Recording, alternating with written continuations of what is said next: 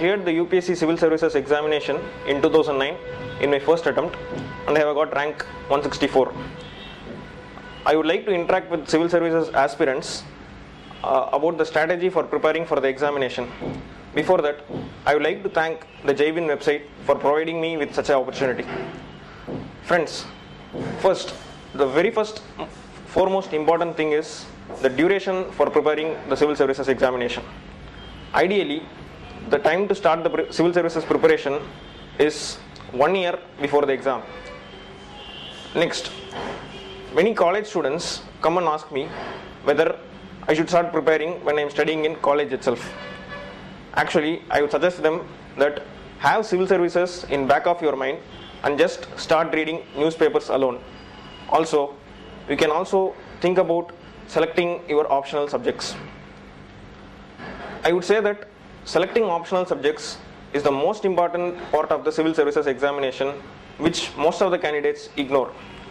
Optional subjects are those which you have to study for 2 or 3 years during your preparation for the civil services exam. So, if you don't like the optional subjects, or if you have selected the optional subjects only for scoring purpose, you won't be comfortable in studying them. First of all, how to select the optional subjects? When you select the right optional subject, I would say that you are halfway through in the exam. Selecting the optional subjects, you have to see the syllabus of all the optional subjects, ranging from a subject like agriculture to Russian literature. There are many optional subjects given by the UPSC. You have to open the UPSC website, look at the list of optional subjects available, and go through the syllabus. Students with optional subjects as their graduation subjects like history, geography, or political science have the option to choose their graduation subject itself as their first optional subject. But after the graduation subject, they also have to select one more subject. But students with engineering like mechanical engineering, civil engineering, there are also optional subjects available in UPSC, but they are not the most preferred optional subjects. I am not discouraging students from engineering background to take subjects of their graduation, or even physics, chemistry subjects which they had studied in school and they are to their liking. But the optional subjects like engineering subjects are not preferred by most of the people, and you lose the option of law of averages, because art subject like history, geography, sociology, psychology, public administration, political science, etc. are preferred by most of the students, which gives an edge over them in writing the main examination. But subjects like physics, chemistry, mathematics, mechanical engineering, civil engineering are preferred by very few students. So, when you select an optional subject, it is like marrying a person. You have to live with them for 2 or 3 years when you are going through the UPSC.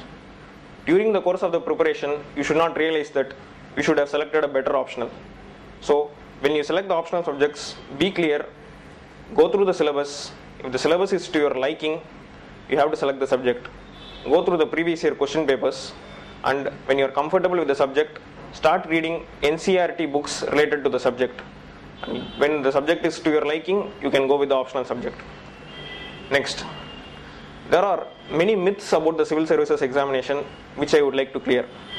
First, many students think that a lot of intelligence and IQ is required to clear the exam. Frankly speaking, UPSC is looking for administrators who can look after the people and implement their development works in a proper way which is comfortable to them. UPSC is not looking for PhD students, scientists who are going to work in NASA. They are looking for very ordinary people who can understand the pulse of the people and problem of the people. So, intelligence and IQ is not required. If you look at the list of successful candidates, you will be glad to know that most of the candidates are from rural background and with very ordinary schooling and college. Not all students who clear UPSC are from IIT or medicine background. Next, people think that a lot of hard work is required to make to the civil services exam. It is not true. Actually, smart work is more important than hard work. What not to read is more important than what to read. Which books to select is the first thing which we need to look at before we start the preparation. When we select the books, it's not that we have to read a book from cover to cover. Some books have important chapters which we need to look at. We should not look at all the chapters in a particular book. So when you are selecting the optional subjects and also for general studies, you have to think about the right books which you need to choose and the right topics in those books.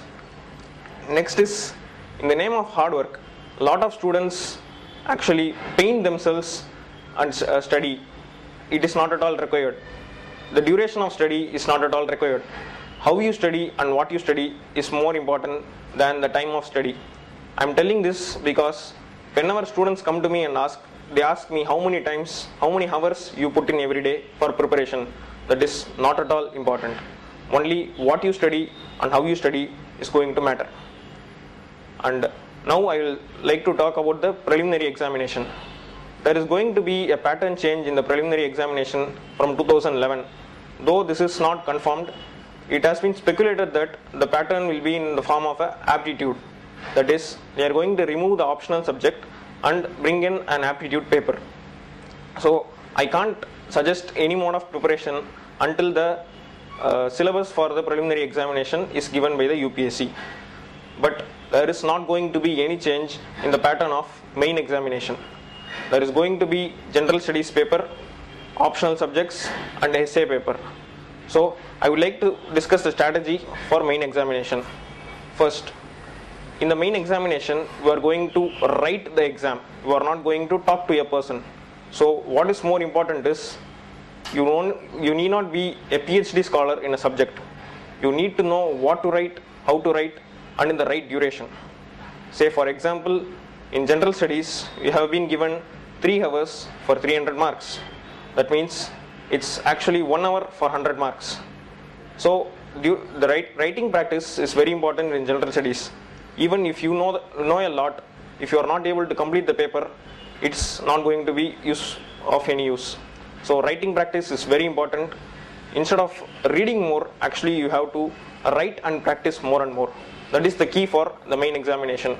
By writing more, you improve your language, you learn time management, you also improve your handwriting if your handwriting is not good.